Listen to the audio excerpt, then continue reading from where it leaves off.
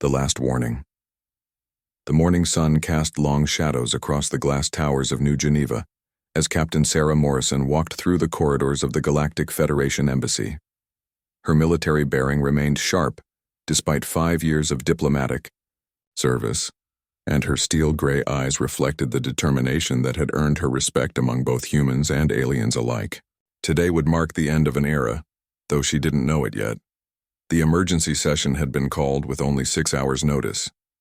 Ambassador HFY of the Vorthak Republic, the Federation's most influential member species, had requested an urgent meeting with Earth's representatives. The reptilian ambassador's message had been brief and ominous. Final terms must be discussed.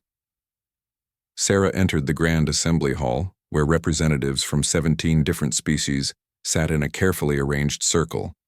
The chamber's architecture accommodated various atmospheric and gravitational needs, creating a surreal environment where some delegates floated in specialized pods while others sat in pools of methane-rich liquid. At the center, Ambassador HFY's 7-foot frame dominated the speaking platform, his scaled skin shifting colors in patterns that conveyed authority and impatience. President Elena Vasquez sat beside Sarah, her weathered hands folded calmly despite the tension that filled the room. As Earth's elected leader, she had guided humanity through 50 years of Federation membership, always seeking peaceful solutions to interspecies conflicts. Today, her usual diplomatic smile was replaced by a grimmer expression.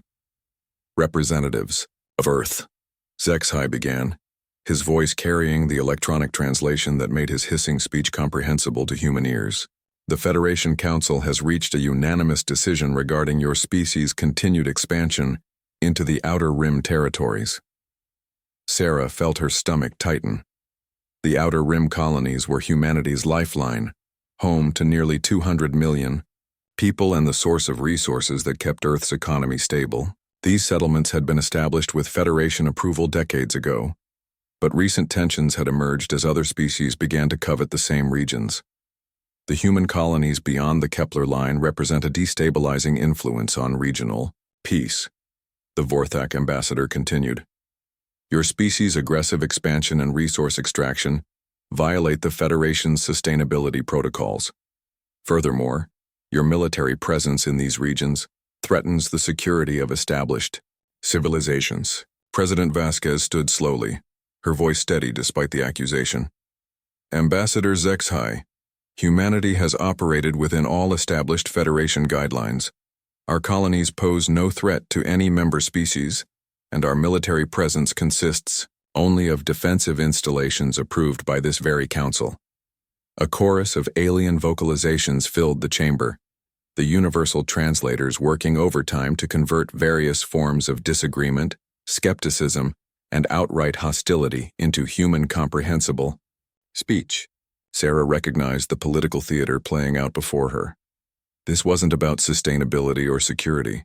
It was about power, and the Federation's growing fear of human potential. HFY's scales darkened to a deep purple, indicating supreme authority. "The decision has been made. Humanity has 30 standard days to begin complete evacuation of all Outer Rim colonies. Failure to comply will result in immediate enforcement action by Federation security forces." The words hit the human delegation like a physical blow.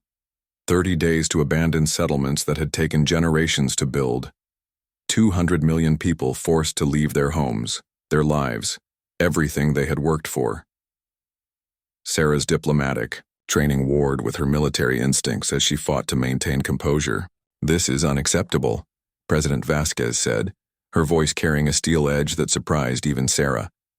"Humanity has invested 3 centuries of work in those colonies. We have families, entire civilizations built from nothing. You cannot simply order us to abandon everything." "We can and we have," replied Councillor Nethavar of the Crystalline Collective, her voice resonating through specialized acoustic chambers. "Human expansion threatens the delicate balance our species have maintained for millennia. Your kind breeds too quickly, consumes too much, and advances too rapidly. The Outer Rim evacuations are merely the first step in necessary corrections." Sarah's blood ran cold. First step. The implications were clear, even if unspoken. The Federation wasn't just targeting the colonies. They were planning to limit humanity's growth across the galaxy. She caught President Vasquez's eye and saw the same realization reflected there. The rest of the session passed in a blur of legal formalities and diplomatic protests. Federation law was clear. Member species could be subjected to population and territorial restrictions if deemed necessary for galactic stability. Humanity had signed these agreements decades ago, never imagining they would be used against them. As the assembly dispersed, Sarah walked alongside President Vasquez toward their transport. The corridors that had seemed welcoming hours earlier now felt like the passages of a prison. Other species representatives moved past them with expressions ranging from pity to barely concealed satisfaction. "They've been planning this for years," Sarah said quietly, her diplomatic mask finally slipping.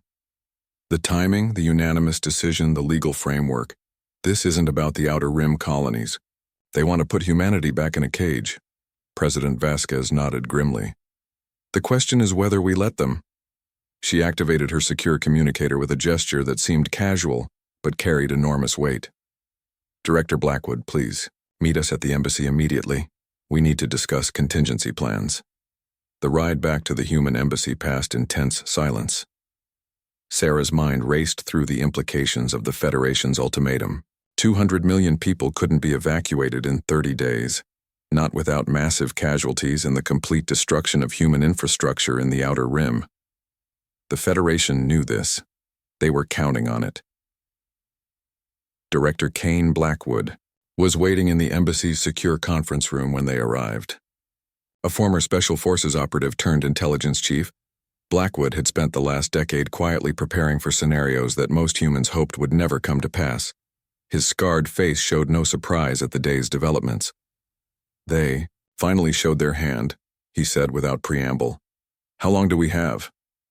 30 days for evacuation, but that's not the real timeline," President Vasquez replied, settling into her chair with visible exhaustion. "Sarah, what's your assessment of Federation military capabilities in the Outer Rim?" Sarah called up holographic displays showing troop movements and fleet positions. "They've been positioning assets for months, 6 battle groups within striking distance of our major colonies with another dozen held in reserve. If they move against us, our colonial defense forces won't last 72 hours. Blackwood leaned forward, his expression deadly serious. "Then we need to accelerate Project Prometheus." President Vasquez was quiet for a long moment, the weight of command visible in her posture. Project Prometheus was humanity's deepest secret, a contingency plan developed in the shadows over the past 15 years. While the Federation saw humans as primitive upstarts, they had failed to recognize humanity's greatest strength, the ability to innovate under pressure and prepare for the unthinkable. "The prototype fleet?" she asked. 17 ships, fully operational as of last month, Blackwood confirmed. "Stealth technology beyond anything the Federation has encountered. Weapons, systems that make their battle cruisers look like ancient relics, and crews trained in tactics they've never seen before." Sarah felt a chill of anticipation mixed with dread. She knew about Prometheus in general terms, but the specifics had been restricted to the highest levels of Earth's government. The fact that they had 17 operational warships hidden from Federation sensors seemed impossible, yet Blackwood's confidence was absolute. "The colonies?" President Vasquez asked. "Dr. Maya Patel's terraforming innovations have made our settlements far more self-sufficient than Federation intelligence realizes," Blackwood replied. "They can survive a siege longer than anyone expects. And our people—" He paused, allowing himself a grim smile. "They're not going to run." 3 days later, the Federation's patience ran out. Long-range sensors detected massive troop movements as Federation forces began advancing toward human colonies. The official evacuation deadline was still weeks away, but military action had already begun. The attack came at dawn on Kepler Prime, humanity's largest Outer Rim settlement. Federation battlecruisers emerged from hyperspace and immediately began orbital bombardment of defensive installations. The colony's planetary shields held for 6 hours before failing under sustained assault. President Vasquez watched the live feeds from Earth's command center, her face carved from stone as explosions lit up the screens. Kepler Prime had been home to 12 million people. Initial casualty reports showed massive civilian losses as residential districts were hit by stray weapons fire. "They're not even pretending this is about evacuation," General Torres observed, his military experience making him quick to recognize the systematic nature of the attack. "They're trying to break our will with overwhelming force." Sarah stood beside the president, feeling the last vestiges of her diplomatic career crumble into ash. "It's a message to the other colonies. Submit or be destroyed."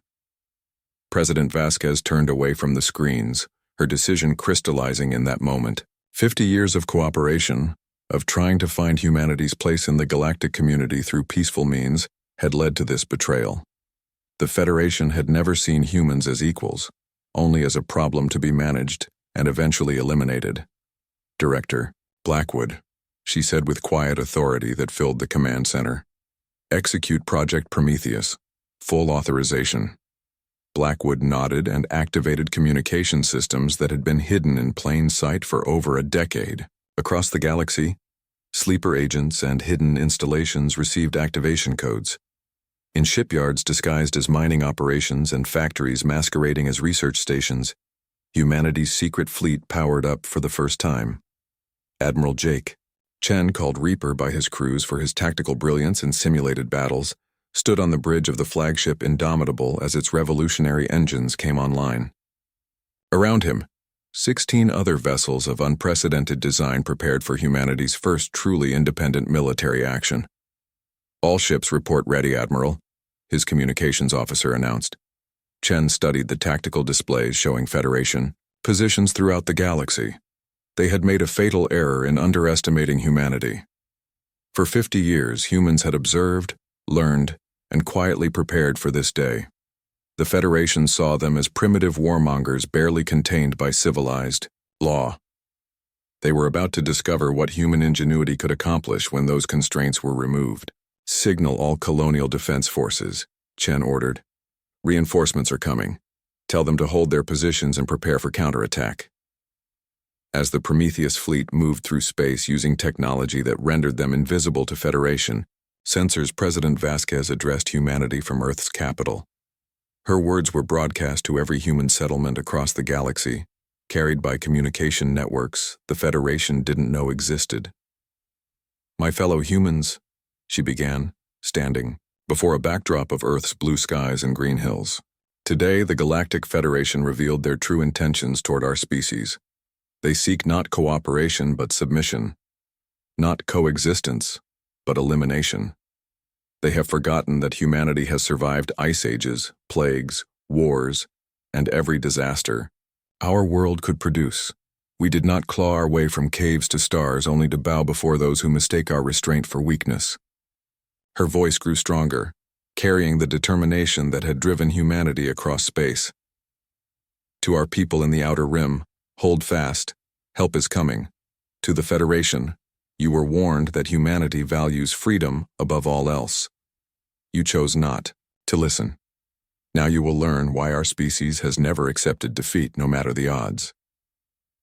The transmission ended, leaving the galaxy in stunned silence as the most underestimated species in the Federation prepared to remind everyone why humans had once been called the most dangerous predators on their home world. The warnings had gone unheeded. Now, humanity would deliver its final answer.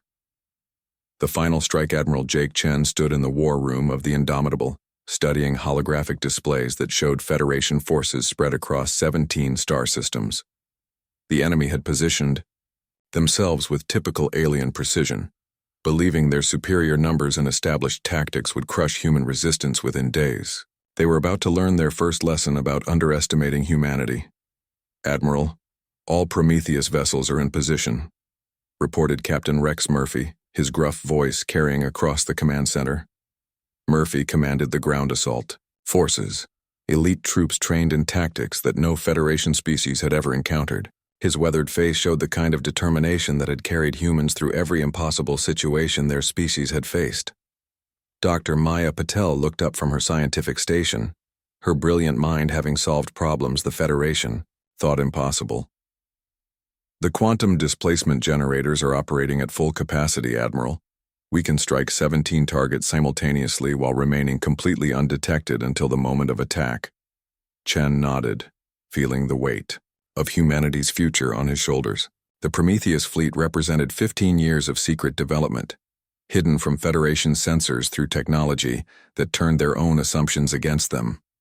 While alien species had advanced through incremental improvements to established designs, humans had started from scratch, creating something entirely new. Status report from the colonies? Chen asked. Lieutenant Sophia Reyes, barely 25 but already recognized as one of humanity's finest pilots, consulted her displays. Kepler Prime has held out longer than Federation projections indicated. Their ground defenses are using guerrilla tactics that are confusing the occupation forces. New Harmony and Haven Colony report similar success. The enemy expected quick surrenders, not sustained resistance. Chen allowed himself a cold smile. The Federation had studied human military history, but failed to understand its real lessons.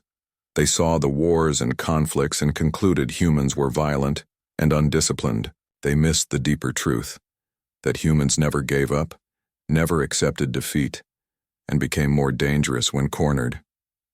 Dr. Patel, are the special weapons ready? The scientist's eyes lit up with the fire of innovation that had driven humanity to the stars. The quantum disruptors will disable their shields and weapon systems without destroying their ships. We want to make a statement, not commit genocide. The paralysis field generators will immobilize their ground forces without permanent harm. And the neural dampeners... She paused, her expression becoming more serious. They'll temporarily disrupt alien brain functions, causing confusion and disorientation but no lasting damage. Chen appreciated the distinction. Humanity fought for survival, not conquest. They wanted to earn respect and secure their place in the galaxy, not become the monsters the Federation claimed they were. But they would fight with everything they had to protect their people and their freedom. Commence Operation Thunderstrike, Chen ordered. Across the galaxy, 17 human warships materialized out of seemingly empty space as their quantum stealth systems disengaged. The Federation sensors that had shown clear space suddenly detected massive vessels unlike anything in their databases. The ships were sleek and predatory, their hulls incorporating design principles that borrowed from human fighter aircraft, naval vessels, and even biological forms.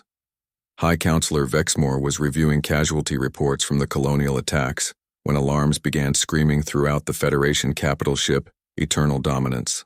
The massive vessel, larger than most human cities, had been positioned at the edge of the galaxy's core systems as a symbol of Federation power. Now, it found itself face to face with something that shouldn't exist.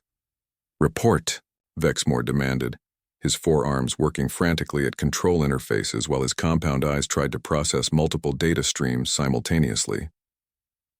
"Unknown vessels have appeared throughout our operational zones," his tactical officer reported, fear evident even through the universal translator. "Ships of unprecedented design using stealth technology we cannot counter. They're demanding our immediate withdrawal from all human territories." Vexmore's exoskeleton clicked with agitation. The Federation had committed nearly half their fleet to the human suppression operation. If these mystery ships were somehow connected to humanity, the strategic implications were staggering. But that was impossible. Human technology was primitive, their space forces limited to basic defensive capabilities. "Open communications with the lead vessel," he ordered. Admiral Chen's image appeared on the Federation flagship's main screen, his human features calm and professional despite the unprecedented situation. Behind him, the bridge of the Indomitable hummed with activity as his crew prepared for battle. "High Counselor Vexmore," Chen said with perfect diplomatic courtesy. "I am Admiral Chen of the Earth Defense Force Prometheus Fleet. You have 30 seconds to order the immediate withdrawal of all Federation forces from human territories, or we will be forced to remove them ourselves." Vexmore's translator struggled with concepts like Earth Defense Force and Prometheus Fleet that existed in no Federation database. "Admiral, you are vastly outnumbered. Our forces in this region alone triple your apparent ship count. Surrender now, and we will consider..." Merciful treatment for your crews. Chen's expression didn't change, but something cold entered his eyes. 20 seconds, Counselor. You cannot threaten the Federation with 17 primitive vessels. Vexmore's voice rose to a screech that his translator converted into increasingly emphatic human speech. 10 seconds, Chen replied calmly. Vexmore made a gesture that activated the Eternal Dominance's weapon systems. Throughout the Federation fleet, battle cruisers and dreadnoughts powered up their armaments, preparing to demonstrate the futility of human defiance. Thousands of energy weapons and missile systems targeted the 17 human ships that had dared to challenge the galaxy's established order. Fire, Vexmore commanded. The Federation unleashed everything they had, filling space with energy beams and explosive projectiles that should have vaporized the human fleet. Instead, the attacks passed harmlessly through empty space, as the Prometheus ships simply weren't, where the sensors indicated they were. Quantum displacement fields, Dr. Patel explained to her crew as Federation weapons fire created a light show around their vessel. We're occupying space that's slightly offset from normal dimensions. Their targeting systems can lock onto us, but their weapons can't actually hit us. Chen watched the ineffective barrage with professional interest. Begin counterattack. Remember, we want to disable, not destroy. The Prometheus fleet moved with precision that defied Federation understanding. Human ships danced between energy beams, their maneuverability seeming to violate known physics. When they returned fire, their weapons produced effects the Federation had never seen. Quantum disruptors struck Federation vessels, causing their shields to collapse and their weapons to go offline without damaging the ships themselves. Crews found themselves trapped aboard powerless vessels, unable to fight but unharmed. The psychological impact was immediate and devastating. Status report, Vexmore demanded as his flagship lost power. All systems offline, sir, his technical officer reported in barely concealed panic. The humans use some kind of selective energy dampener. Our life support is intact, but everything else is dead. The entire fleet is reporting similar conditions. Meanwhile, in the colony systems, human ground forces revealed capabilities that shattered Federation assumptions about primitive human technology. Captain Murphy led assault teams that appeared out of thin air using personal stealth systems, struck with precision that eliminated enemy positions without civilian casualties, and disappeared before Federation forces could respond. They're using tactics we've never encountered, reported the Federation ground commander on Kepler Prime. Individual soldiers with the effectiveness of entire squads, weapons that somehow disable our equipment without destroying it, and they seem to know our positions before we've even established them. The truth was simpler than the Federation could imagine. Humans had studied every available record of alien military doctrine, learning their enemies' strengths and weaknesses while developing countermeasures. More importantly, human forces operated with flexibility and initiative that rigid alien command structures couldn't match. Lieutenant Reyes piloted her fighter through the orbital battle above New Harmony, her craft moving with impossible agility as it wove between massive Federation battleships. Her mission wasn't to destroy the enemy vessels, but to demonstrate human capabilities in terms they couldn't ignore.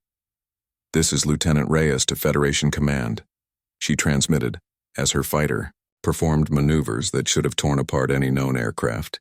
"Your forces are defeated but unharmed. Will you accept our terms for withdrawal, or do we need to provide further demonstrations?" The Federation response came not from their military commanders, but from High Counselor Vexmore himself, his voice carrying a tone of shock and grudging respect that no human had ever heard before. "Admiral Chen, your forces have proven their capabilities beyond question. The Federation Council requests immediate negotiations to prevent further conflict." Chen appeared on screens throughout the Federation fleet, his image somehow broadcasting through their disabled communication systems. "The terms are simple, Counselor. Complete withdrawal from all human territories within 72 hours. Recognition of humanity's sovereign right to exist and expand within our established regions. And formal acknowledgement that humans are equals in the galactic community, not subjects to be managed." Vexmore's compound eyes focused on the human admiral with new understanding.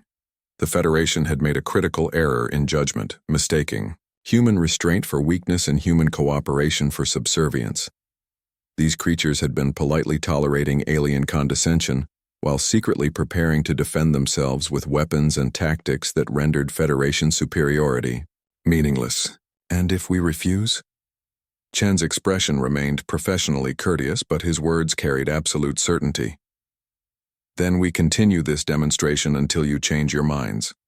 We have 17 ships here, Counselor. Would you like to see what our full fleet looks like? The implication was clear. If humanity had kept this entire capability secret, what other surprises were they prepared to reveal? For the first time in Federation history, a member species had proven capable of challenging the established order, not through rebellion but through sheer technological and tactical superiority. President Vasquez received the transmission from Admiral Chen while standing in Earth's command center, surrounded by displays showing the complete route of Federation forces. Her diplomatic staff watched in amazement as alien commanders who had seemed invincible hours earlier now pleaded for negotiation. "Admiral, what are our casualties?" she asked. 0 killed, 3 minor injuries, Chen reported. The Federation, losses are similarly minimal. As planned, we've demonstrated our capabilities without crossing the line into actual warfare. Dr. Patel's voice came through the communication system, filled with quiet pride. "Madam President, our technology worked exactly as designed. We've shown them that humanity can defend itself without becoming the monsters they expected us to be." President Vasquez nodded slowly, feeling the weight of history settling around her. Humanity had just redefined its place in the galaxy through the most restrained military action possible. They had proven their strength while maintaining their principles, earned respect through capability rather than fear. "Hi, Counselor Vexmore," she said, her image appearing on Federation ships throughout the galaxy. "Humanity has no desire for conquest or domination. We want only what we've always wanted, the right to exist, to grow, and to contribute to galactic civilization as equals. Your forces are welcome to depart unharmed, and we hope this demonstration will lead to better understanding between our species." The response came quickly. Federation forces began withdrawing from human territories within hours, their movements watched by Prometheus fleet vessels that remained invisible until the last alien ship departed. The speed of the withdrawal spoke volumes about the psychological impact of humanity's revelation. 3 weeks later, Ambassador HFY stood before a very different assembly in the Federation capital. The chamber that had once been used to deliver ultimatums to humanity now hosted formal negotiations between equals. The Vorthak ambassador's scales showed colors indicating respect and wariness as he addressed the human delegation. The Federation Council formally recognizes humanity's sovereignty over all established territories and acknowledges human equality within the galactic community, he announced. "We underestimated your species' capabilities." Captain Sarah Morrison, now Earth's chief negotiator, accepted the formal documents with dignity that masked her inner satisfaction. "Ambassador, humanity looks forward to building a new relationship based on mutual respect and understanding. We have much to offer the galaxy, and much to learn from our fellow species." As the ceremony concluded, Sarah found herself thinking about the warnings that had gone unheeded. The Federation had been told that humanity valued freedom above all else, that they would not accept subjugation no matter the odds. They had chosen not to listen. Now they understood what happened when humanity delivered its final answer. "Admiral," Chen watched from Earth's orbital stations as Federation ships departed the solar system, under escort from Prometheus fleet vessels. The crisis had ended not with conquest but with understanding, not through destruction but through demonstration of strength tempered by restraint. "Admiral," Lieutenant Reyes reported, "the last Federation vessel has cleared our territorial boundaries. All colonies report secure." Chen nodded, feeling the satisfaction of a mission accomplished beyond his best expectations. Humanity had faced extinction and responded not with desperate violence, but with calculated brilliance. They had earned their place among the stars not by becoming monsters, but by proving they were already more capable than anyone had imagined. The warnings had gone unheeded, but humanity's final blow had been delivered with precision, restraint, and an unmistakable message. Never underestimate the species that had clawed its way from caves to stars, and never forget that the greatest strength comes not from the willingness to destroy, but from the wisdom to know when mercy is the most powerful weapon of all. In the end, humanity hadn't just survived the Federation's attempt at suppression. They had transformed the entire galaxy's understanding of what it meant to be human, and that perhaps was the greatest victory of all.